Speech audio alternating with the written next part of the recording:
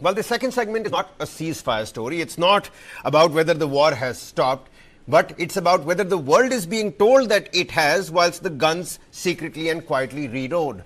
We're examining a deepening legal and military standoff as the United States reaches a critical deadline in its involvement in West Asia.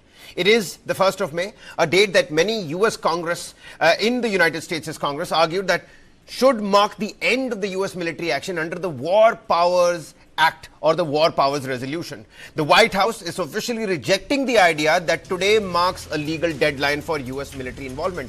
Under the War Powers Resolution, the government is generally required to end hostilities within 60 days of notifying Congress, a clock that started after the February 28th strikes. Now, while that 60-day window expires today, the administration argues that law no longer applies because active hostilities have already ceased. Secretary of War Pete Hegseth defended this stance, stating that because the US and Iran have entered a ceasefire, the clock has either paused or stopped entirely. This argument is particularly facing immediate pushback. Legal experts warn that the War Powers Resolution does not actually contain a provision for pausing due to a truce, leading to accusations that the executive branch is sidestepping congressional oversight.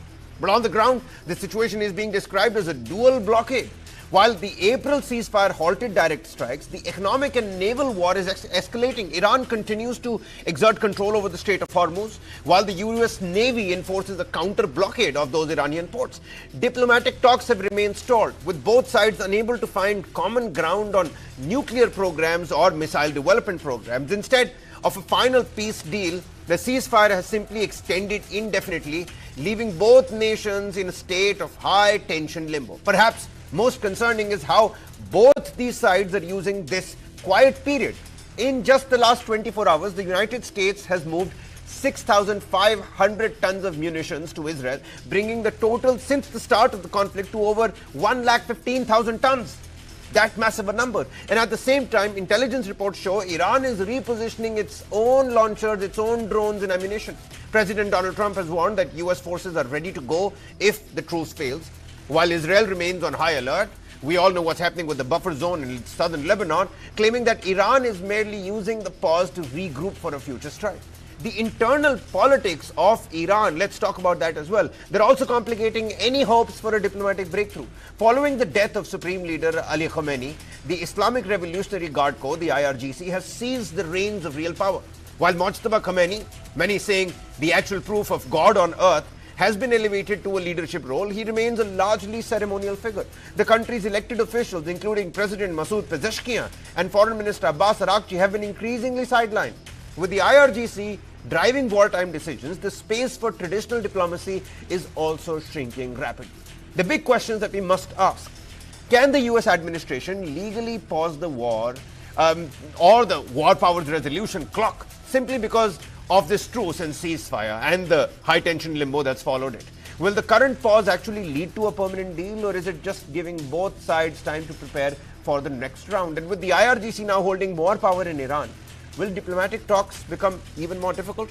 Ambassador Mahesh Sachdev, former Indian diplomat and a Middle East expert, with us on the broadcast. Very good evening to you, sir. And Major General S.B. Asthana, General, who's a defense and strategic expert, with us on the broadcast as well. Ambassador, we're being told that this is a ceasefire. Of course, the War Powers Resolution and, the loopholes around it. But on ground, we have a US naval blockade and Iran controlling those Hormuz routes. Is this really peace or just a strategic pause in those military terms? 6,500 tons of munition that's been given to Israel in the last 24 hours. What does all of this signify, your assessment and reading?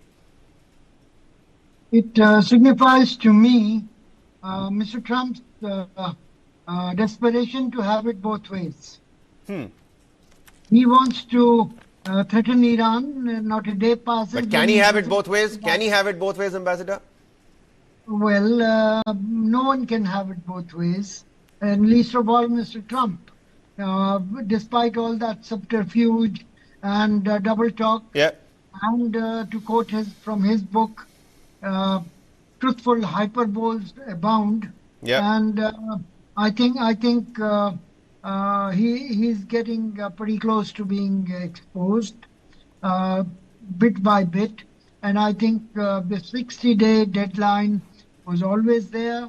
And the Democrats in the Congress have been waiting for their occasion to needle Pete Hegseth, Yeah. the Secretary of War, and I think he didn't acquit himself all that well and persuasively Ambassador, by people are talking about saying, cracks in the Iranian government and the IRGC. I think there are clear-cut cracks in the US administration as well. Those secret meetings with Donald Trump, Pete Hegseth not meeting eye with Marco Rubio. I don't even know if JD Vance agrees to all of this at all. "You're right. I think both sides have their own shenanigans and wheelings and dealings within. Success has many takers. Failure is an orphan, and both sides have had their respective failures, and the scapegoats have to be found, and these are being located. Although I would very much doubt if Arakchi, the head is on the anvil, he would not have gone and met Putin if he was to be sacked a week later, and so on. So one would find these kind Yeah. of things a bit unbelievable, if you allow me. But let's watch and see. All right, Where all right, all right. All right, General. My bad, Ambassador. I'm going to come back to you. General Asthana, if both these sides are regrouping militarily, that's what reports are telling us. Iran repositioning their own assets, the drones, the launchers, which have come in quite handy for Iran, and United States maintaining that its readiness is always going to be there, it's ready to strike. How likely is sudden escalation despite these ongoing talks, despite the ongoing proposals via Pakistan, of course? We'll come to that in just a bit, but how likely is that sudden escalation?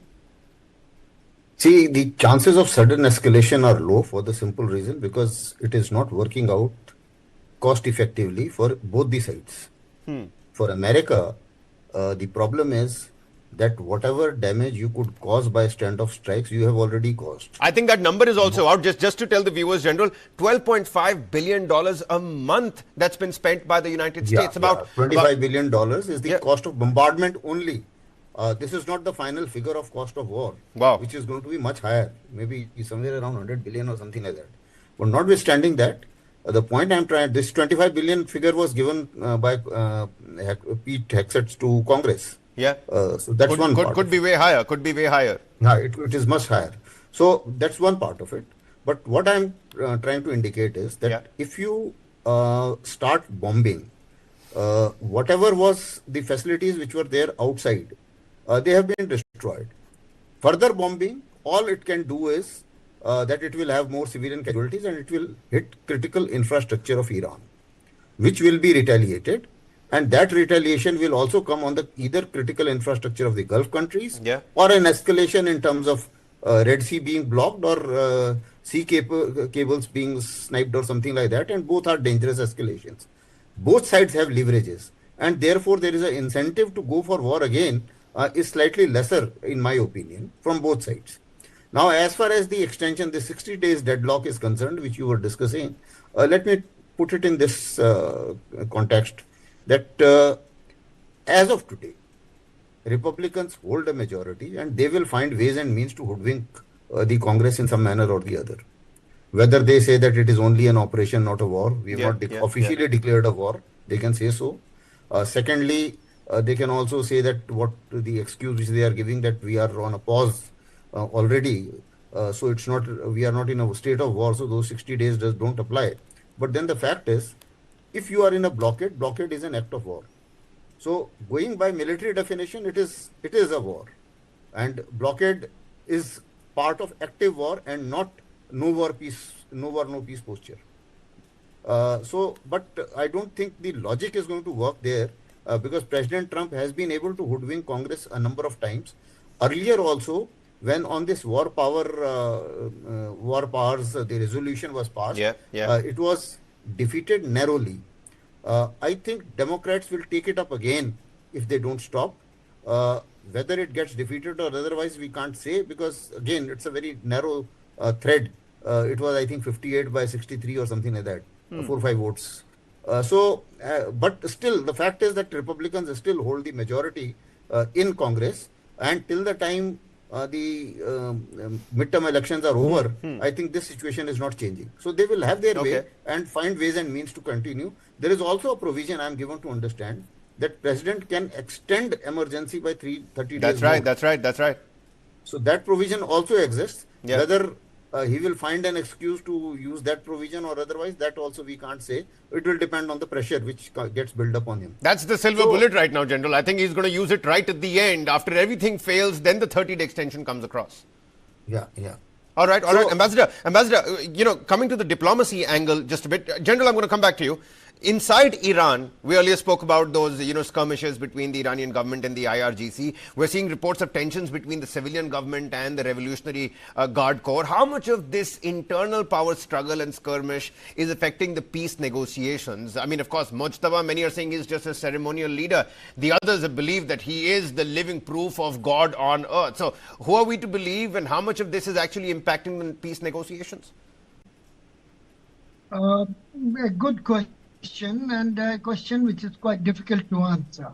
But let me make an attempt. Yep. Iranian politics has always been divided between conservatives and moderates. And the Rahbar or supreme leader has played a balancing role.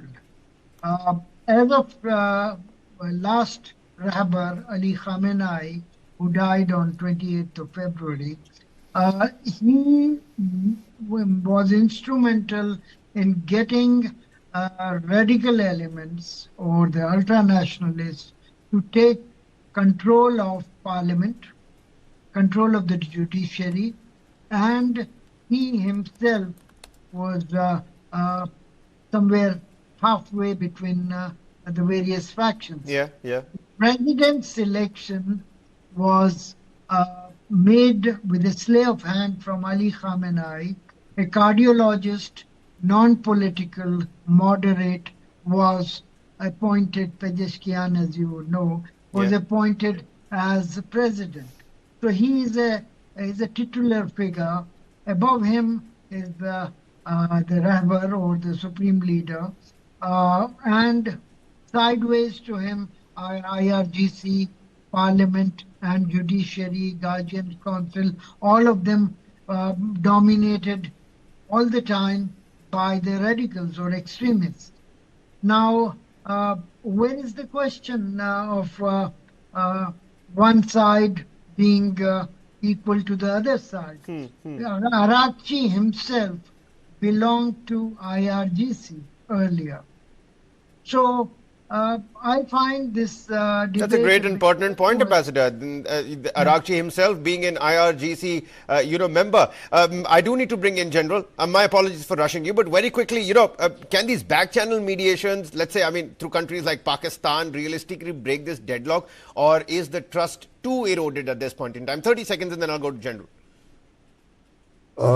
Back-channel negotiations, I think Pakistan will be finally made to convey messages, and maybe can be a meeting point. Otherwise, I think most of the negotiations will continue between Iran and USA.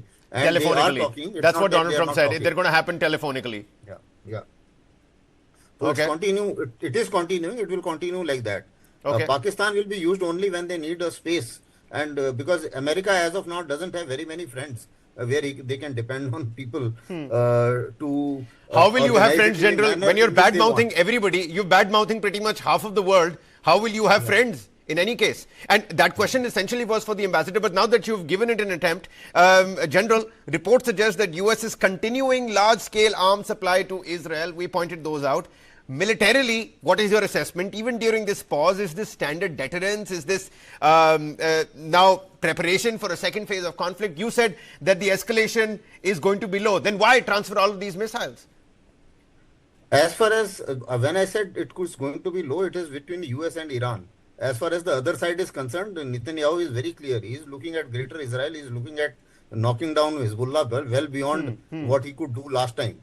So as far as he is concerned, whether it is 3 weeks ceasefire or whatever it is, he is still passing, he is killing guys, he is still passing messages to evacuate more towns, ships. That is what he has done in last 24 hours. So, in my opinion, the other side, they are continuing. It's only just to give Okay. US some kind of a face saver.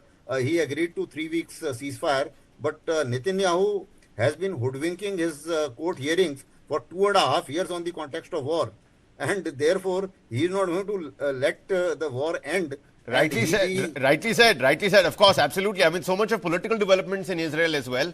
Take a look at how, other parties are joining hands with Netanyahu, against Netanyahu. Him being in a perpetual state of war also helps him out. But, like the ambassador said right in the beginning, Trump wants it both ways, and he certainly can't. So, is there any face saver that's actually left? When the law says stop, but the strategy says pause, who really decides when the war ends? I think we're going to leave it at that. The guns may have fallen silent, but the intent is anything but silent over here. General, many thanks for taking out the time. Ambassador Sachdev, always a pleasure to have you with us with your expertise on the West Asian and the Middle East area. And if this really is just a pause, the world needs to ask, is this a pause for peace or is this a pause for the next strike? Let's hope. And we've been maintaining it, that good sense prevails. We're going to slip into a quick commercial breather here. That's all the time we have for you in this edition of IYI. We're going to catch you again next week. Many thanks for watching.